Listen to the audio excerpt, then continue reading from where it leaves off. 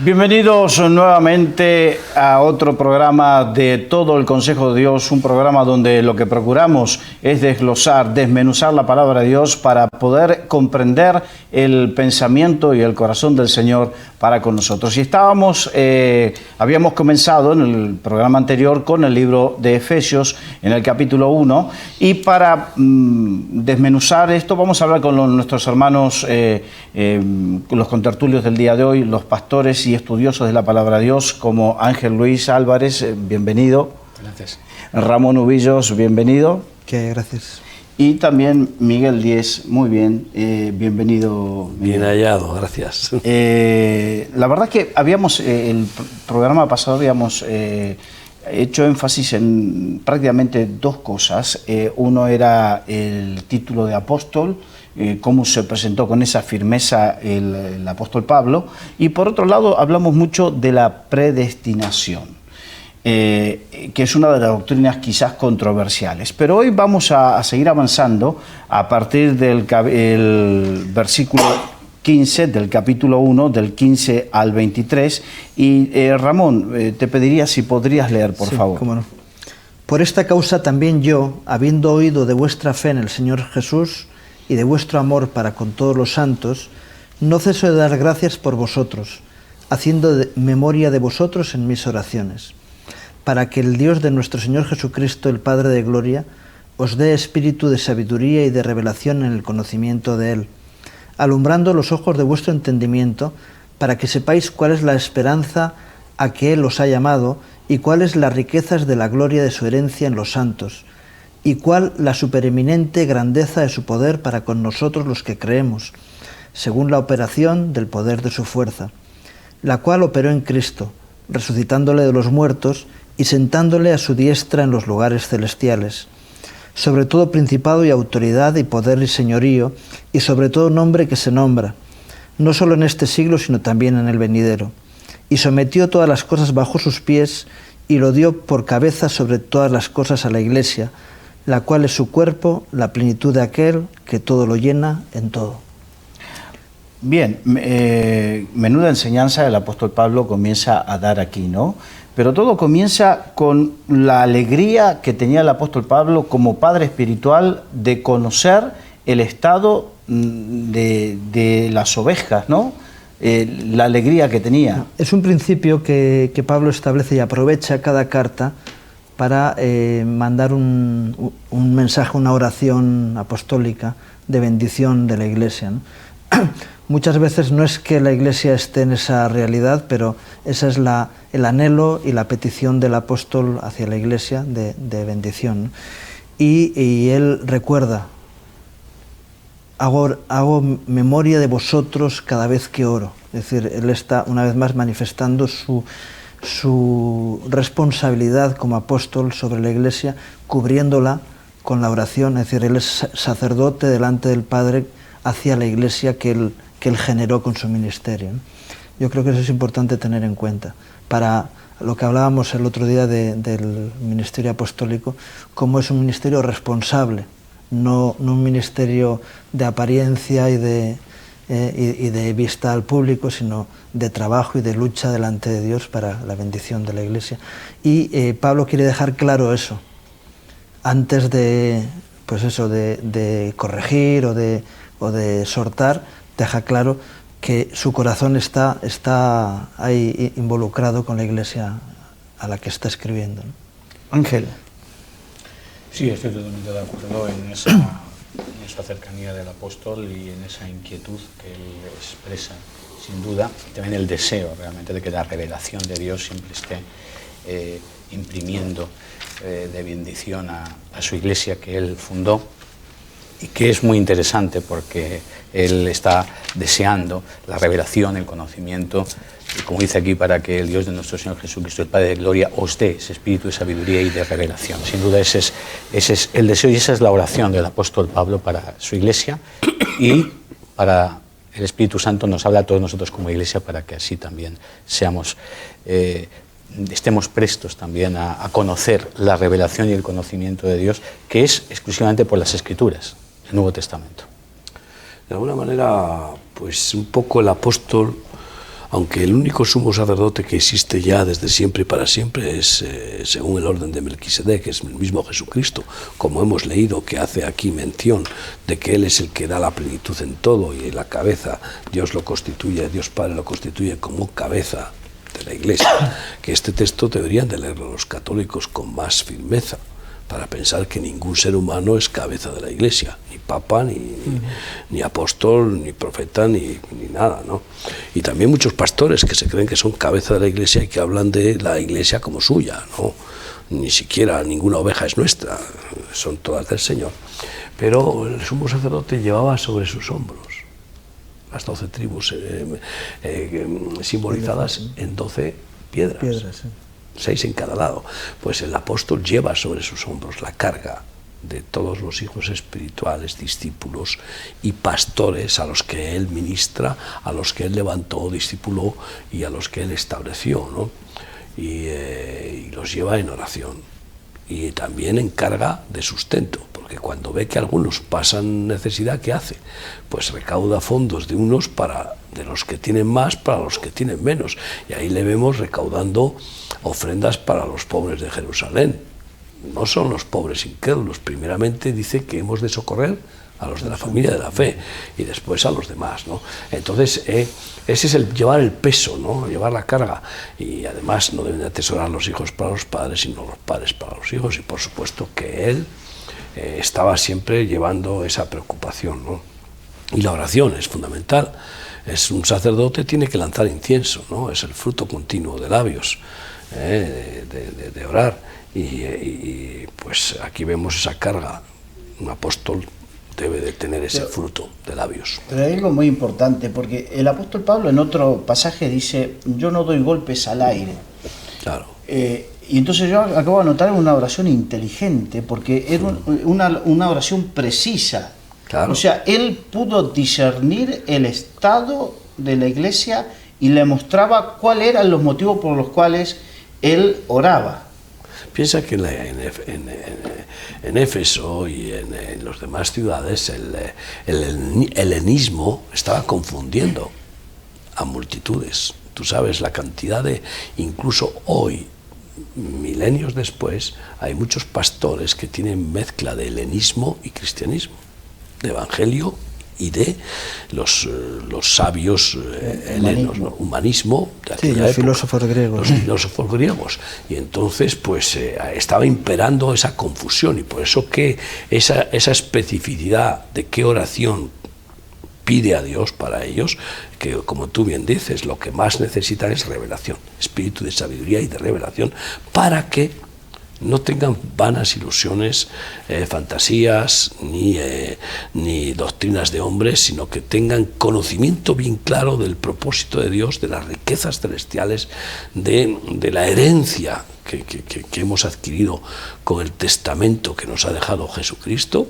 Ha habido un muerto, aunque resucitó, y nos dejó una herencia, la herencia gloriosa, y del poder, del omnímodo, absoluto poder de Dios en Jesucristo, que nos hace vivir por la fe en Él, por Él y para Él. Esas riquezas de la gloria, porque tú sabes que en todas estas doctrinas helénicas del humanismo, pues dan promesas terrenales.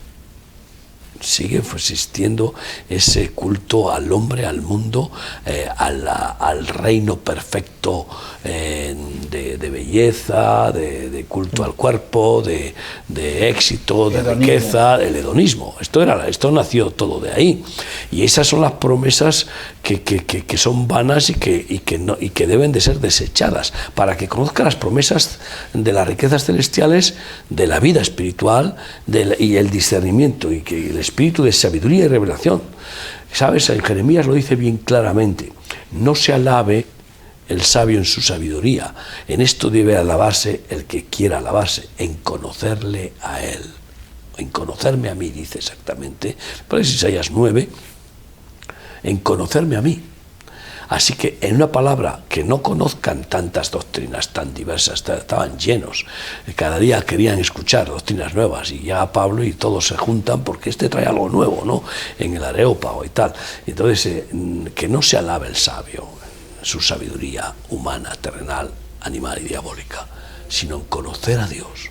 Y aquí muestra el carácter de Dios, las virtudes de Dios, y la omnipotencia de Dios, la sabiduría de Dios y el propósito de Dios, que es hacernos participar de su gloria, las riquezas de la gloria, no ya la gloria eterna allá, sino también acá, y la grandeza de su poder, para que vivamos en esa potencia y de alguna manera, pues eso, podamos conocer sus propósitos, como habíamos dicho en el programa anterior, en el versículo 9, dándonos a conocer el ministerio de su voluntad. ¿Cuál es la voluntad de Dios? Si conocerle a Él, eso es la verdadera sabiduría, conociéndole sabemos qué quiere, qué propósito, qué planes, qué diseño ha hecho. Y Él quiere recuperar toda su creación y reunir todo en Él, en Cristo Jesús. Todo.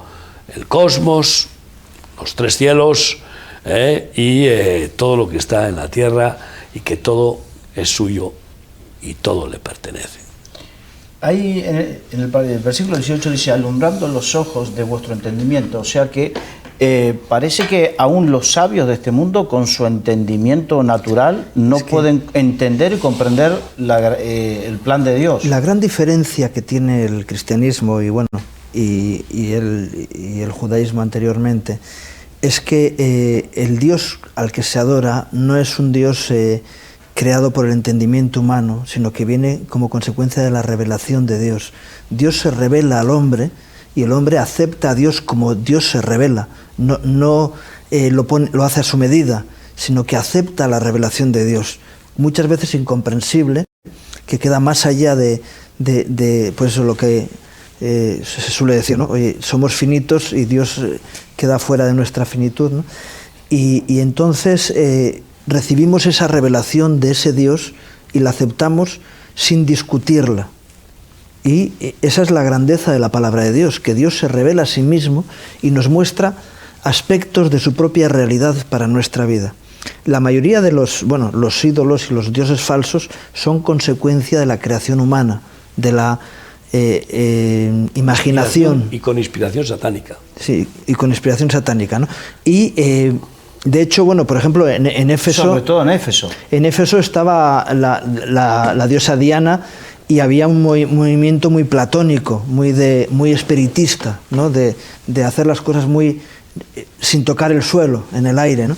Entonces, ahí mismo lo dice, tenéis que buscar la revelación de Dios en vuestras vidas, no la ocurrencia, por bonita que sea, por muy espirituosa que sea, es decir, que tenga mucho volumen, mucha apariencia. Lo que tenéis que buscar es la revelación de Dios a vuestras vidas. Y bueno, recordamos al Señor diciendo, os conviene que yo me vaya para que os envíe a aquel que trae la revelación, al Espíritu Santo, que os llevará al conocimiento de la verdad. Les dice, mira, la guía que tiene que haber en vuestras vidas es el Espíritu Santo.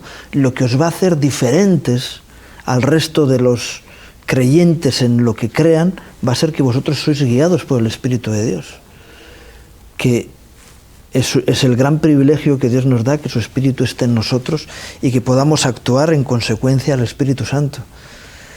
Que nos puede librar del intento de ser muy elocuentes o muy intelectuales en el conocimiento, porque tenemos que buscar la revelación de Dios, no el conocimiento humano.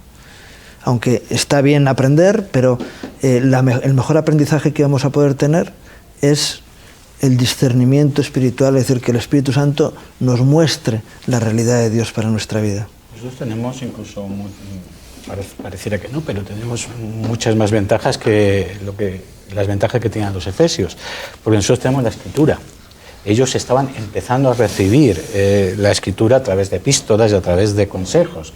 Nosotros tenemos toda la revelación, todo el consejo de Dios lo tenemos en la doctrina de los apóstoles, que es el Nuevo Testamento. Por lo tanto, efectivamente estoy totalmente de acuerdo contigo en que deberíamos elucubrar o interpretar menos y obedecer y sentir la revelación. La revelación ya está y podemos vivirla, podemos experimentarla y deberíamos hacerlo en la medida que busquemos más la palabra. ¿Qué le ocurrió a los efesios? Pues lo mismo que nos ocurre a nosotros, pero obviamente en otros contextos. Pues efectivamente estaban por el esoterismo, el ocultismo y todo lo diabólico proliferaba completamente en Éfeso, pero al mismo tiempo las doctrinas griegas que no necesariamente eran esotéricas también estaban influyéndoles, y para colmo, porque en Éfeso también había un porcentaje altísimo, un porcentaje alto de judíos, también habían llegado falsos apóstoles hablando que tenían que encima obedecer las costumbres antiguas, sobre todo la circuncisión, etc. En fin,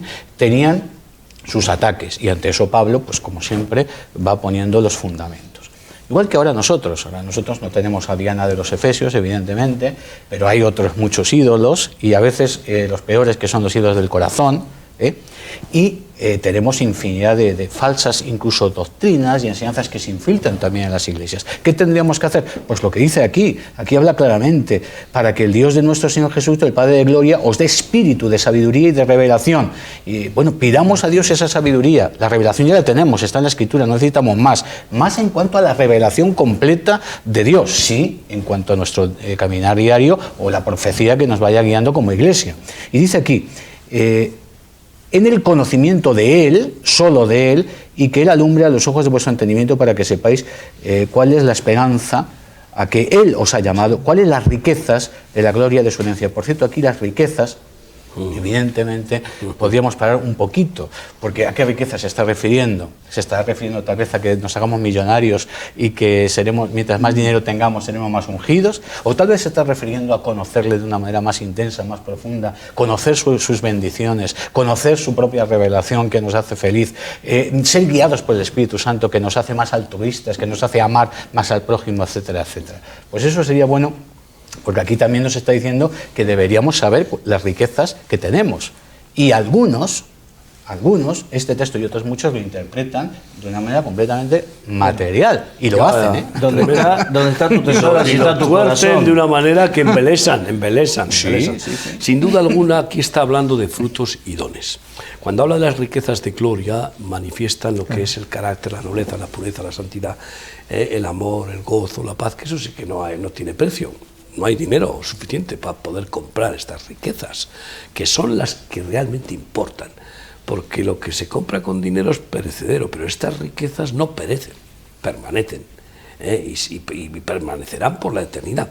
Y luego cuando habla de la supereminente grandeza de su poder, está hablando de los dones del Espíritu Santo. Es decir, estos charlatanes de Diana de los Efesios y de estos dioses mudos, ciegos, porque menudo estropicio hizo Pablo con la Diana de los Efesios, que se perdió el negocio cuando él llegó, bajó el negocio y claro, quisieron colgarlo rápidamente al dejar de venderse estatuillas, ¿no?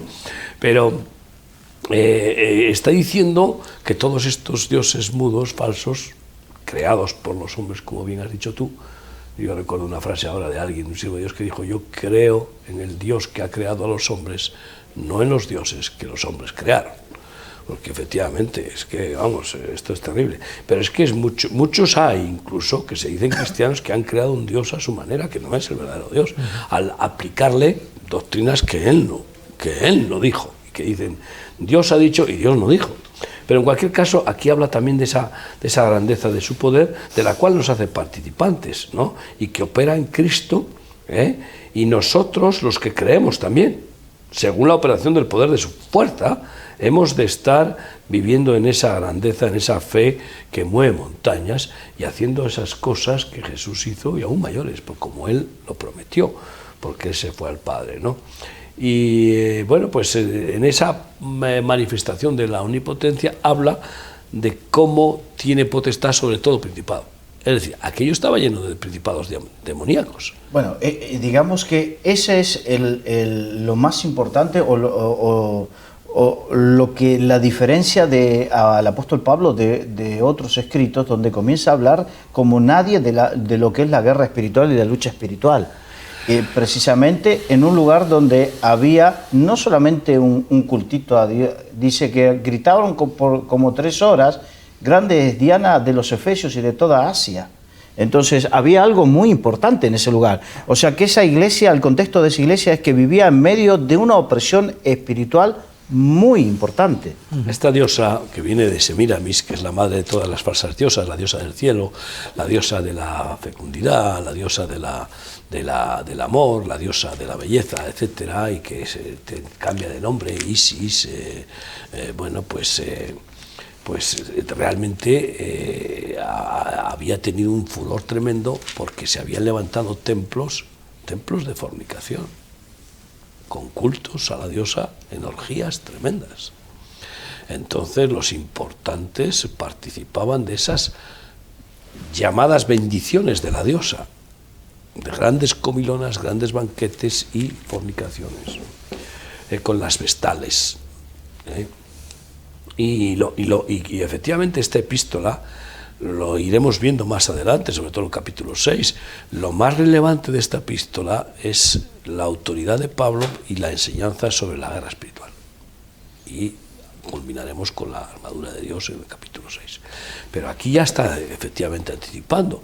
Y Jesucristo tuvo, sobre todo principado y potestad y toda autoridad, tuvo señorío, y dice, no solo en este siglo, sino también en el venidero, desde siempre y para siempre. Y tienen que aprender a vencer con esa potencia, con esa victoria de Cristo, a vencer todas esas manifestaciones demoníacas, de principados, de filosofías y de religiones, porque luego no es solamente las filosofías, había religiones de todas las clases. Era una Babilonia clarísima. De hecho, había mucho ocultismo. Claro, dice que en la Biblia nos cuenta que había mucho ocultismo, porque el ocultismo no es algo moderno, ¿no? No hay nada nuevo bajo el sol. Tiene todo un montón de caras distintas el mismo demonio, está claro. Claro, esta epístola está escrita probablemente 6 o 7 años, ¿no?, después de haber sido fundada. Nunca tenemos fechas exactas. Entonces ya han acontecido varias cosas. Ya ha acontecido que la Iglesia ha sido capaz de tirar algunos de esos, o sea, los ídolos, la Iglesia me refiero, ha sido capaz también de renunciar a los libros demoníacos. Incluso cuando Pablo predicó, pues sabemos que incluso vendían los libros esotéricos y los quemaban. Pero también ahora la Iglesia ya empieza, la Iglesia, en este caso de Éfeso, pues necesita también empezar a vivir desde una perspectiva de doctrina, de enseñanza. Por eso Pablo, que está escribiendo, pues tampoco hay suficiente claridad, pero probablemente cuando él está preso en Roma, ya después de esa perspectiva, pues él está intentando llevarles al principio, que es evidente. Necesitamos el conocimiento de Dios, que nos lleva exclusivamente a dar la gloria a Cristo, y que Cristo es el único que merece la pena en nuestra vida, y sus riquezas, que son espirituales, nos hacen a nosotros vivir una vida plena, una vida feliz, una vida que es eterna, pero que empieza aquí ahora. No tenemos que esperar a morirnos para experimentarla, sino que ahora ya la estamos disfrutando, y en la medida en la que podemos y queremos vivir esas riquezas, pues nuestra vida va creciendo en plenitud. La iglesia de Éfeso, con todo, es muy interesante analizarla desde que es fundada. O sea, Pablo, cuando la funda, está muy poco tiempo, luego vuelve otra vez, creo que es en su tercer viaje, que es cuando ya se queda Priscila y Aquila, etc. Pero es muy interesante porque tenemos mucho conocimiento de la iglesia de Éfeso, porque podemos saber desde que la funda hasta que, por ejemplo, en Apocalipsis se menciona la iglesia, a las 7 iglesias, han pasado cerca de 40 años. Eso nos da una perspectiva muy interesante de la verdadera problemática que tenía la Iglesia, porque en esos 40 años ocurrieron muchas cosas. ¿Y qué le pasó a la Iglesia también? Porque a lo mejor estamos leyendo esto, qué interesante, esto está escrito, por ejemplo, en el año 62, pero todavía quedan muchos años hasta que se dé la revelación de Apocalipsis. ¿Qué pasó? ¿Cumplieron? ¿Quisieron obedecer? ¿Quisieron vivir el Evangelio que Pablo les enseñó? Pues bueno, sí. no es ahora el momento, pero si nos vamos a Apocalipsis nos vamos a dar cuenta que sí, muchas cosas les hicieron bien y que tuvieron un esfuerzo y arduo deseo de servir, incluso fueron capaces de resistir a los falsos apóstoles, etcétera, pero por otro lado perdieron su primer amor, etcétera, ¿verdad? Nos da una perspectiva interesante, ¿no? de esta iglesia, que como muy bien decís, había esoterismo, había una herencia griega extraordinaria, pero también falsos apóstoles. Y la prueba de que los había es que en Apocalipsis va a decir que los resistió, ¿no? En fin, cosas muy interesantes que nos ayudan. Sí, lo cual demuestra que en Apocalipsis, no sé si 40 o unos 30 años quizá después, en Apocalipsis estaban bien formados, bien inspirados, bien instruidos y tenían ese discernimiento. La oración de Pablo funcionó, tuvieron un discernimiento espiritual para saber diferenciar los apóstoles falsos y los auténticos, ¿no? Yo aquí también veo, cuando hablamos del poder, pues ese versículo del programa anterior, el versículo 13, cuando habla de que fuisteis sellados con el Espíritu Santo de la promesa. Cuando Jesús envía a sus discípulos, en Lucas, antes de ascender a los cielos, les dice: id por todo el mundo, pero antes quedaos en Jerusalén para que venga sobre vosotros el cumplimiento de la promesa del Padre. Y entonces recibiréis poder de lo alto. Y por eso relaciona entre las riquezas de su gloria, de la herencia que tenemos en Cristo, relaciona la supereminente grandeza de su poder para con nosotros, los que creemos. Es para con nosotros, es para que se manifieste su poder en nosotros y a través de nosotros. El poder de lo alto, por haber sido sellados con el bautismo del Espíritu Santo, que son las arras. Eso no es más que una primicia, tú sabes, las arras son lo que se llama el primer regalo de compromiso de boda, y son las arras de la primicia de la herencia celestial eterna que tendremos cuando nos desposemos con Él, de esa herencia adquirida. Pero evidentemente, con el ser sellados con el Espíritu Santo, los dones del Espíritu Santo operan, y entonces podemos atar y desatar, podemos echar demonios, y podemos vencer a esos principados, como bien los menciona aquí, sobre todo principado y autoridad y todo dominio y todo poder que estaba ahí establecido. ¿Y sabes por qué fracasan muchos misioneros? Porque se presentan en lugares como este o peores, especialmente ahora en los países árabes, sin esa autoridad, sin ese sello del Espíritu Santo. Bueno, es que precisamente... Sin ese carisma, ¿no? Sin ser canales del poder que tiene el Señor, sobre todo sobre el Islam y sobre quien sea, ¿no? O sea, no hay límites. Es que pasó algo muy peculiar con Apolos, Aquila y Priscila, precisamente, porque uno de los que predicó ahí en Éfeso fue Apolos, y que tuvieron que enseñar, no corregir, pero sí enseñar más excelentemente, o sea, mejorar la enseñanza que tenía que ver precisamente con el bautismo del Espíritu Santo y con el poder del Espíritu Santo. Porque precisamente, por lo menos nosotros, pentecostales, creo que creemos necesario tanto ser bautizados como ser sellados por el Espíritu Santo para manifestar el poder del Espíritu Santo, y sobre todo en lugares tan difíciles como este. Es que Apolos y este otro, como tú bien has dicho, ¿cómo se llama? Bueno, Apolos no fue discípulo de Pablo. ¿Y en qué bautismo fuisteis bautizados? En el bautismo de Juan. Probablemente sería discípulo de los discípulos de Juan el Amado, probablemente. Y lógicamente no fue instruido en el bautismo del Espíritu Santo, porque Pablo imponía las manos, como vemos en los Hechos de los Apóstoles, para que hiciera el bautismo del Espíritu Santo.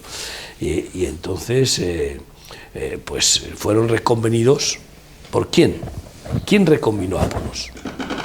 Pues discípulos de Pablo.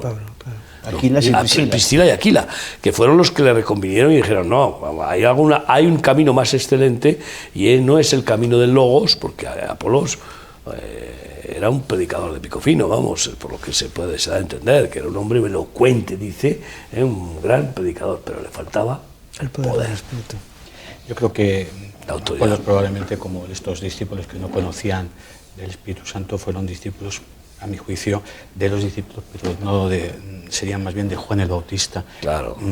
Y en ese sentido, Juan el Bautista, que tuvo la revelación del Mesías, pero no tuvo toda la revelación plena, porque murió. Es decir, Juan el Bautista fue el precursor de la revelación y de todo el mensaje de Cristo.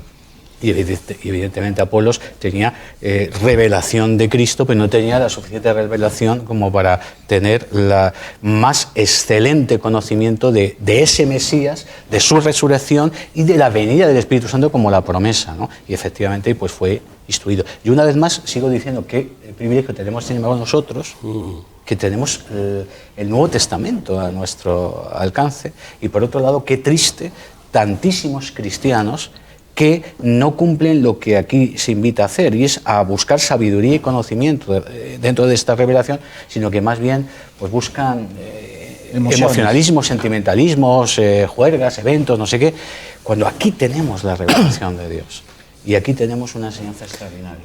Claro, es que la revelación de Dios nos lleva a otra revelación, que es la nuestra propia. Delante de Dios nosotros quedamos revelados como muy por debajo de Él. Es decir, su santidad manifiesta nuestra pecaminosidad, su fortaleza, nuestra debilidad, su sabiduría, nuestra necedad. Y ese es el gran problema de muchos, ¿no? Que cuando se enfrentan a la revelación de Dios, se enfrentan con que es un espejo también. La revelación de Dios es un espejo, porque nos muestra un baremo que es mucho más alto del que podemos alcanzar. Pero el plan de Dios es que lleguemos a la estatura de la plenitud de Cristo, ¿no? Pero ¿dónde nos deja? Muy abajo. Y entonces eso humilla la realidad de las personas. Entonces, cuando vemos la revelación de Dios en nuestras vidas, dices, pues Isaías tuvo la visión del trono y él quedó enseguida en conciencia de su propia pecaminosidad, ¿no? Él dijo, anda, ¿quién soy yo comparado con esto? Cuando uno está al mismo nivel que otros, digo, bueno, pues más o menos me mantengo ahí, pero dices, ante la grandeza de Dios, y hay mucha gente que no quiere asumir su propia realidad. Y entonces, no, mira, yo prefiero que me deis aire, mucho viento, pero conocer quién soy no me interesa. Y sin embargo, la revelación de Dios nos tiene que llevar a la revelación de nuestro propio conocimiento personal para poder afrontar la realidad de ese Dios en medio nuestro, ¿no? Y por eso hay mucha gente que no quiere, dice, no, yo prefiero que me pases la mano por el hombro y que me digas qué bueno que soy. Pero es que la revelación de Dios nos lleva a ver que no hay nadie santo, que nadie es suficientemente capaz, que no tenemos el conocimiento de la verdad y que necesitamos ir bebiendo de la fuente para poder tener algo que realmente sea genuino. Que nos hace dependientes y que nos hace como niños delante de Dios, y que nos lleva, o vivimos en humildad, o entonces rechazaremos esa iluminación, esa enseñanza, esa guía y ese poder del Espíritu Santo para ir en nuestras fuerzas. Que el ego entonces toma el control, y ahí es en donde no está el Espíritu Santo obrando, que es lo que les pasa a aquellos que quieren realizar su ego, ¿no? Y hay muchas maneras de realizar el ego, pero una de ellas es con tener credibilidad, honra sacerdotal. Título, como hemos hablado en el programa anterior, el título de apóstol o de no sé qué. Pero aquí hay que resaltar también, yo creo, que menciona bien claramente que en ese poder de Dios en Jesucristo le hizo resucitar a los muertos, porque la enseñanza más vital, fundamental, es la resurrección, porque si en Jesucristo no resucitó, en vano es todo el Evangelio, si no venció a la muerte. Y por lo tanto eso es gordiano, ¿no? Nuclear en cuanto a la enseñanza continuamente de Pablo, ¿no? Y si Él resucitó, nosotros resucitaremos también con Él. Pero es que encima no solamente eso, es que Él manda a sus discípulos: id y limpiad leprosos, sanad enfermos, echad fuera demonios, resucitad muertos. Incluso, ¿y qué pasa con los apóstoles? Mira qué curioso, Pedro resucita a un muerto y Pablo resucita a un muerto. ¿Qué pasa con los profetas? Elías resucita a un muerto y Eliseo resucita a un muerto. Entonces nos está dando ahí una señal, pero ya de lo que es lo más sorprendente, lo que nadie pudo vencer. A la muerte nadie la pudo vencer, ¿sabes? No pueden resucitar muertos los demonios, porque ¿quién es el único que da la vida y que la quita? Sí, yo soy la resurrección y la vida. Dios. Solamente Dios permitirá que el falso profeta resucite al anticristo. Pero por una claramente concesión profética que está estipulado, para que además así ya, los que ya están completamente, que han rechazado al Señor, pues le acepten como Dios resucitado después de estar 3 días muerto. Pero aquí también luego cómo culmina este capítulo en el versículo 22. Dice que sometió todas las cosas bajo sus pies, los pies de Cristo. Y bueno, y que a él es la cabeza sobre todas las cosas, lo dio por cabeza sobre todas las cosas a la Iglesia. Cristo es la cabeza, la Iglesia el cuerpo. ¿Y pero quiénes? ¿Los pies qué es? ¿Qué son los pies? Nosotros. El cuerpo son los pies. ¿Por qué menciona los pies? ¿Por qué dice los pies? Porque lógicamente nos ha dado potestad para hollar serpientes, pisar escorpiones con nuestros pies. Porque realmente Él sujetó a esos potestades, a esos principados, a los pies, a sus siervos, a sus ministros, por el poder del Espíritu Santo y por la victoria de Cristo, pero nos ha dado esa potestad de, como cuerpo suyo, somos pies de Cristo, somos manos de Cristo y tenemos esa autoridad delegada que sujeta todas las cosas. Dice todas las cosas bajo sus pies. La verdad que sí, ¿no? El problema es que muchas veces nuestra fe es tan corta. Claro. Por eso dice que sepáis lo que se os ha concedido, la herencia y la gloria de las riquezas, que nos ha dado autoridad para sujetar todo bajo nuestros pies. ¿Qué le dio a Adán? No es nada nuevo.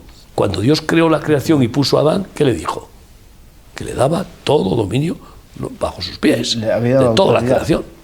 Ahora, es interesante porque precisamente en el versículo 21, él hace una de las, porque en otras cartas también lo hizo, dio como si fuese una semblanza de un ejército organizado, ¿no?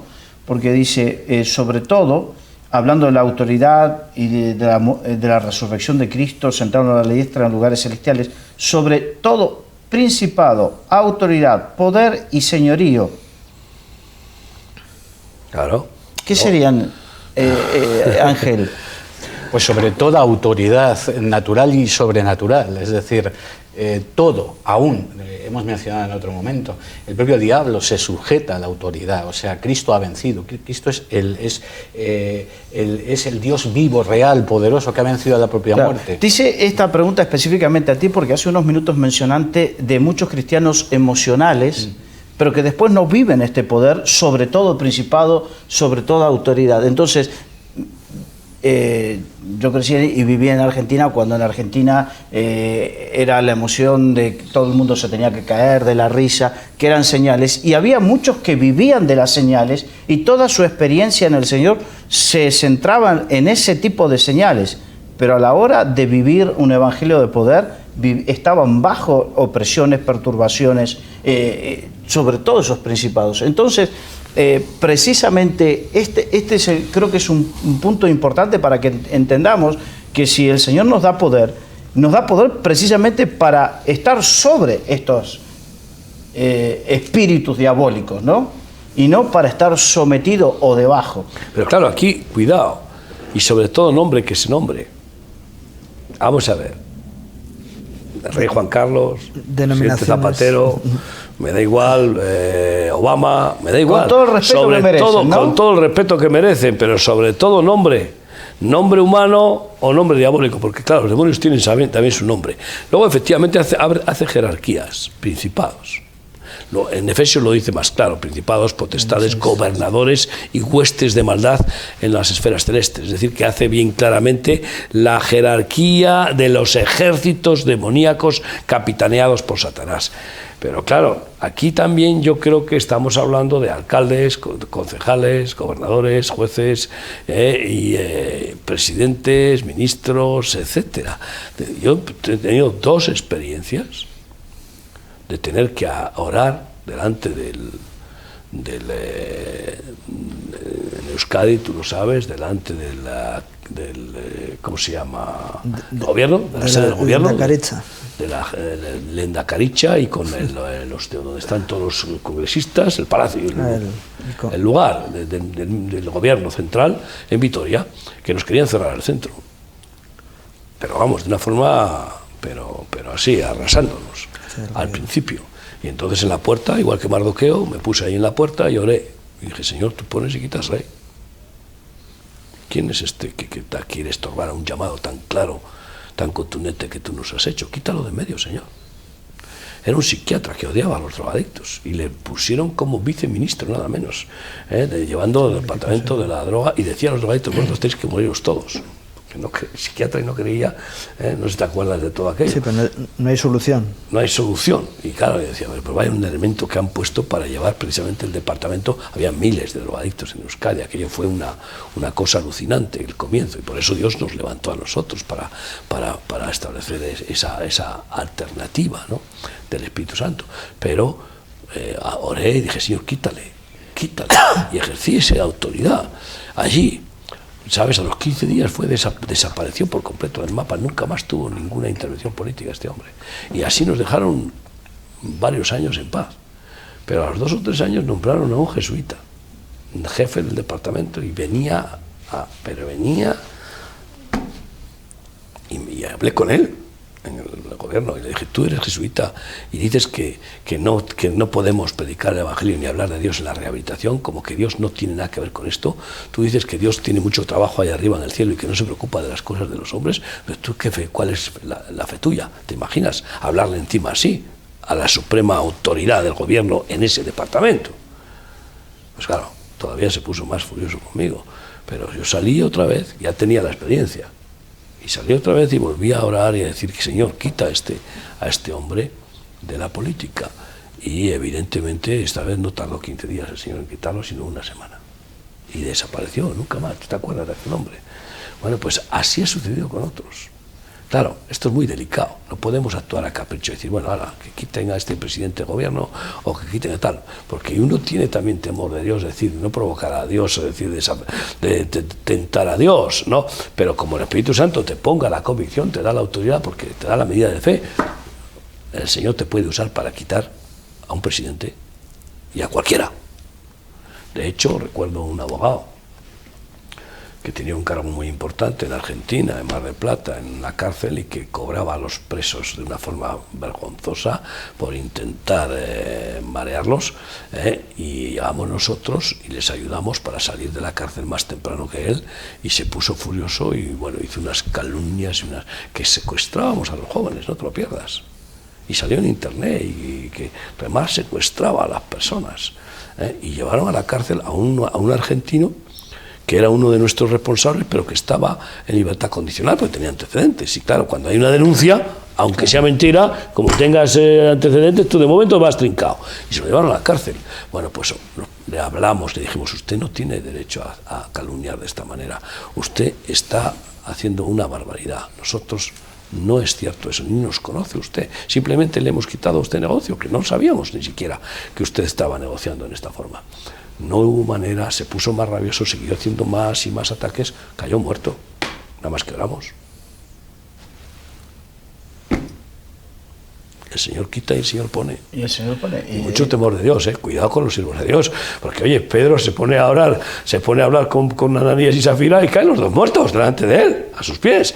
Esta es la autoridad de la que está hablando aquí. Y es la autoridad del Omnipotente. ¿Quién contenderá contra él? Y él delega su autoridad a sus siervos, que es lo que Pablo está diciendo. ¿Por qué? Porque Pablo claramente experimentó esa autoridad de Dios, resucitando un muerto, sanando enfermos, en fin, llevaban los paños de Pablo, las vestiduras de Pablo, y se sanaban los enfermos, y tuvo autoridad para salvar la primera división que organizó el diablo con los judaizantes en Jerusalén. Tuvo autoridad para ir allí y salvar esa división terrible que estaban planteando entre judíos y gentiles seguidores de Jesús.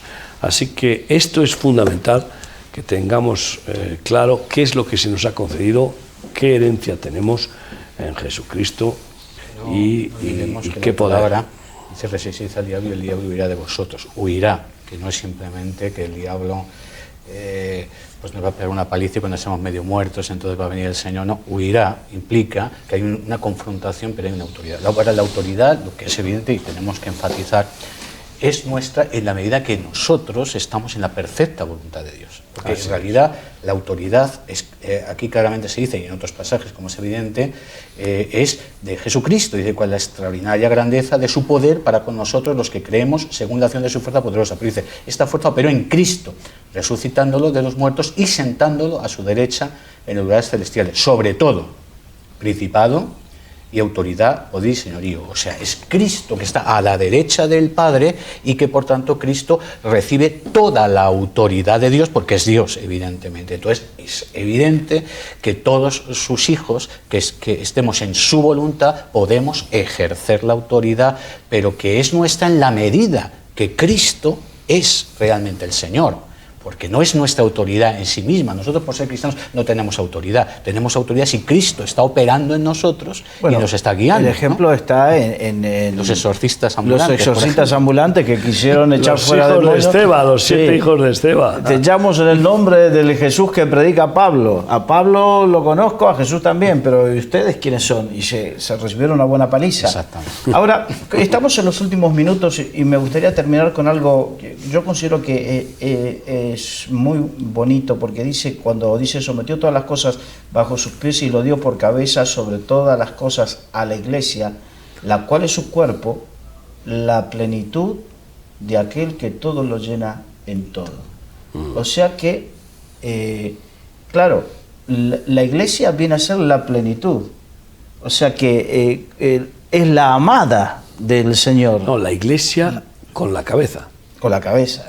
La plenitud es la unión, es la culminación de lo que se llama el arca del testimonio, madera y oro, como lugar santísimo de Dios, como manifestación de la presencia del carácter, del amor y del poder de Dios y de la gloria de Dios. La plenitud es Cristo y la iglesia, juntos por la eternidad.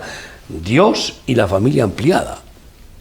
Porque ya Dios es una familia desde la eternidad, Padre, Hijo y Espíritu Santo es una familia, pero Dios y la familia, esa es la plenitud del proyecto, definitivamente se completa. Pero lo curioso es que aquí nos da también a entender que la plenitud se puede vivir ya, ahora, esa plenitud, porque cuando Pablo dice que ora por sus discípulos para que seáis llenos de la plenitud de Cristo y alcancéis el conocimiento y la medida de fe, etc. Yo creo que se puede vivir, por supuesto.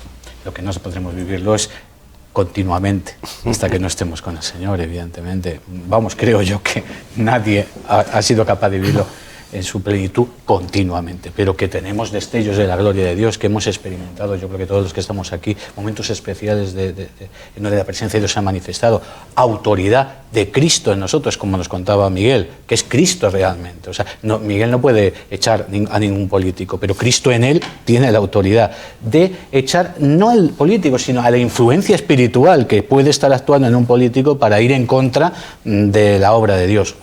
En realidad es el Señor, ¿no?, el que lo hace todo. Y efectivamente estamos hablando de la verdadera iglesia. Ahora, ¿cuál es la verdadera iglesia? Los redimidos por la sangre de Cristo que de verdad están viviendo, ¿no?, en plenitud. Volviendo nuevamente a las iglesias más o menos cerca de 40 años después de su fundación, pues recordemos una iglesia que Cristo está llamando a la puerta. Y es muy interesante eso. O sea, una iglesia que se cree rica, poderosa, que tiene parece ser mucha gloria humana, y resulta que Jesús llama a la puerta para ver si le permiten entrar. Exactamente, aquí llama a la puerta para ver si alguno oye y me abre. Si alguno oye y me abre. O sea que no estaba en el trono de esa iglesia. A eso voy. Pero curiosamente que ese es un texto que todos los que evangelizamos o los que hemos tenido una función evangelística muchísimas veces lo hemos usado para ganar almas. No olvidemos que es un texto de exhortación para una iglesia. Pero escucha, además está ocupando el 7º lugar, es decir, la última iglesia, aunque todas las 7 iglesias siempre han existido desde el principio de la fundación de la Iglesia de Cristo. Sin embargo, están claramente en ese orden porque es la iglesia más abundante del final de los tiempos. Sí, actualmente, si analizamos las 7 iglesias que existen en el mundo, yo las he visto todas en muchas congregaciones. Aquí está el espíritu de Éfeso, han perdido el primer amor y siguen una rutina, una mecánica, tienen conocimiento, tal cual, etcétera. Y aquí está la iglesia que permite que forniquen, que vivan amancebaos, la de Pérgamo y esto y lo otro. Y aquí está la iglesia de Filadelfia, que aunque tienen poca fuerza, pero se mantienen fieles y son realmente... Bueno, pues la iglesia de la Odisea es la que más abunda está, pero de una manera increíble, extendida por todo el planeta. Sin duda, porque evidentemente es un texto apocalíptico que está hablando primero a unas iglesias literales, pero sin duda es una revelación de las iglesias a un nivel mundial, eso está claro. Pero entonces, cuando estamos hablando de iglesia, cuidado, tenemos que saber de qué estamos hablando, porque también el Señor, el Espíritu Santo, está exhortando a 7 iglesias, pero no son nada más que 2 las que tienen el aprobado total de Dios, solo 2. Y una, que precisamente la iglesia de Éfeso, tiene buenas cosas, pero como muy bien ha dicho Miguel, ha perdido su primer amor. O sea, que estos hermanos que están recibiendo esta epístola, van a recibir mucha bendición y van a vivir muchas cosas maravillosas, pero en el proceso de los años van a perder su primer amor. Así que tengamos cuidado. La palabra iglesia es una palabra relativa. Ahora, cuando hablamos de iglesia, en el sentido espiritual, estamos hablando de la verdadera iglesia, de los redimidos por la sangre de Cristo, que tienen su palabra y que tienen al propio Cristo como cabeza. Eso es la iglesia. Puede ser más grande, más pequeña, puede tener más dinero, menos, puede tener... Pero esa es iglesia. Y a mí me gustaría, humildemente, pues que nosotros, como iglesia alocada, hablo de nuestra humilde iglesia, o de nuestras iglesias, pues seamos un pequeño destello de esa gran iglesia gloriosa. Porque tampoco iglesia de Dios no significa iglesia perfecta, significa que de verdad Cristo es la cabeza y su señorío en su plenitud está en la iglesia. Y consideramos que su palabra es la única palabra. Ahora, si estuviéramos hablando de perfección, entonces diríamos abiertamente ninguno. No, la está perfeccionando, sin duda. Eso lo sí. que está haciendo la cabeza es perfeccionar al cuerpo. Pero todo basa en el versículo 13 del día anterior, que hablamos de que en nosotros, dice, vosotros habiendo oído la palabra de verdad, el evangelio de vuestra salvación, y habiendo creído en él, fuisteis sellados. Entonces, claro, muchos son creyentes, pero creer es simplemente decir es verdad lo que dice el Señor, o creo en Jesucristo, o obedecer. Porque ahí está el problema. Estas promesas, estas arras, esta herencia, este poder, lo delega Dios en aquellos que de verdad creen. Porque el que cree y no obedece es una fe muerta. La fe sin obras de obediencia, de amor, está muerta. Por lo tanto, tenemos esta gloria y estos frutos y estos dones del Espíritu Santo como arras de su herencia, si hemos creído en él, si le dejamos que sea nuestra cabeza. Porque algunos dicen, bueno, pues en esta iglesia Cristo es la cabeza, pero y está en ti, y en ti. Pues claro, en todas las iglesias, incluso en las mejores, en los ministerios donde realmente el pastor es temeroso de Dios y está claramente consagrado a Dios y vive... anhela vivir en santidad y lo busca con todo su corazón y hacer la voluntad de Dios. Sin embargo, siempre hay miembros que dicen que creen, pero no tienen a Cristo como su cabeza, porque no hacen su voluntad. ¿Quién es mi madre y mis hermanos? Los que hacen mi voluntad. ¿Quién es familia de Dios? ¿Quiénes son miembros adoptados, como hemos leído en el capítulo, en el programa anterior? Los que hacen la voluntad de Dios. Y no hay esa plenitud, ¿no? Sino que se vive una mediocridad que no glorifica a Dios. Ese es el gran problema, ¿no? Sin embargo, y es la responsabilidad como iglesias y como quienes tenemos la revelación de Dios en nuestras vidas, de poder afrontar la realidad de la sociedad que nos rodea. Porque solamente una iglesia que vive en la plenitud de Dios va a ser capaz de transmitir un mensaje verdadero. Lo demás se va a convertir en un club cerrado que no va a poder impactar en la sociedad que le rodea. No, una religión más. Eso es. Muchas veces los cristianos nos quejamos, ¿no?, de la sociedad que tenemos, y es consecuencia de nuestra falta de plenitud en Cristo, porque si no todos los argumentos se caen. Cualquier argumento que presente el mundo, el diablo, contra la verdad del Evangelio se cae por su propio peso, si nosotros vivimos en la plenitud de Cristo. Es lo que les pasaba, es lo que le pasaba a Juan y a Pedro cuando se presentaron en el Sanedrín. Se tuvieron que callar. Sí, les azotaron, pero sabiendo que no tenían ninguna razón, es decir, todos sus argumentos se cayeron. ¿Por qué? Porque eran hombres que estaban en la plenitud de Cristo, viviendo llenos de la presencia de Dios. Y cuando la Iglesia vive así, los políticos al final tienen que claudicar, las potestades diabólicas se tienen que callar. Como decías tú antes, huyen, terminan marchándose porque no tienen nada que hacer contra una Iglesia que tiene la autoridad de Dios. Bien, hemos llegado, vuelvo a repetir, como siempre, no podemos agotar el tema porque evidentemente el tema da para mucho, pero lamentablemente el tiempo nos priva de poder continuar en el día de hoy, pero vamos a seguir con el libro de Efesios la semana que viene. Le agradezco a los contertulios que hayan venido, vamos a continuar, pero me gustaría la última reflexión. El poder del Espíritu Santo es algo tangible y real para poder afrontar los problemas diarios y cotidianos. Eso es lo que nos está enseñando el apóstol Pablo. Que el Señor les bendiga y hasta la semana que viene.